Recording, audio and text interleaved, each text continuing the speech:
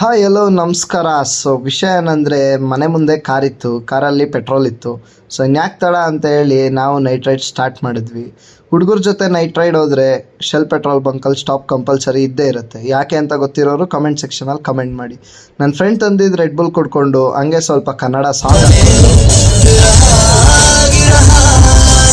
ಚಳಿ ಆಗ್ತಿತ್ತು ಅಂತ ಚಾಯ್ ಕುಡ್ಕೊಂಡು ಹಂಗೆ ಸ್ವಲ್ಪ ದೂರ ಕಾರ್ ಓಡಿಸ್ಕೊಂಡು ನಾವು ಬಂದು ಸೇರಿದ್ದು ನಮ್ಮ ಮೈಸೂರಿಗೆ. ಬಂದ ತಕ್ಷಣ ಇವತ್ತು ಆಷಾಢ ಶುಕ್ರವಾರ ಇರೋದ್ರಿಂದ ಬೈಕು ಕಾರ್ ಯಾವುದು ಬೆಟ್ಟಕ್ಕೆ ಅಲೋ ಇರಲಿಲ್ಲ.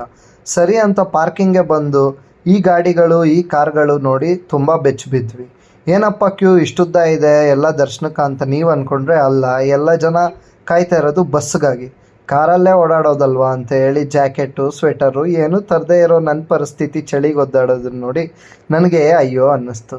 ಸರಿ ಅಂತ ಬೆಟ್ಟದ ಮೇಲೆ ಬಸ್ ಇಳಿದ ತಕ್ಷಣ ಈ ಜನಸಾಗರ ನೋಡಿ ತುಂಬಾ ಖುಷಿ ಆಯಿತು. ಯಾರೋ ಅಜ್ಜ ಹೇಳಿದ ಮಾತು ಕೇಳಿಸ್ಕೊಂಡು ನಾವು ಹೋಗಿದ್ದು ಫ್ರೀ ದರ್ಶನಕ್ಕೆ. ಮಳೆಯಲ್ಲಿ ನೆನ್ಕೊಂಡು ಜನಗಳ ಮಧ್ಯ ನುಗ್ಗಾಡಿಕೊಂಡು 6 ಅವರ್ ಕಾದು ಕೊನೆಗೂ ಗುಡಿ ಒಳಕ್ಕೆ ಎಂಟ್ರಿ ಕೊಟ್ವಿ ಗುರು. ಎಂಟ್ರಿ ಕೊಟ್ಟ ತಕ್ಷಣವೇ ಈ ಅಲಂಕಾರ ಈ ವೈಭವ ನೋಡಿ ಮನ್ಸಿಗೊಂಥರ ನೆಮ್ಮದಿ ಆಯಿತು. 6 ಅವರ್ ಕಾದಿದ್ದು ವರ್ತ್ ಅನಿಸ್ತು.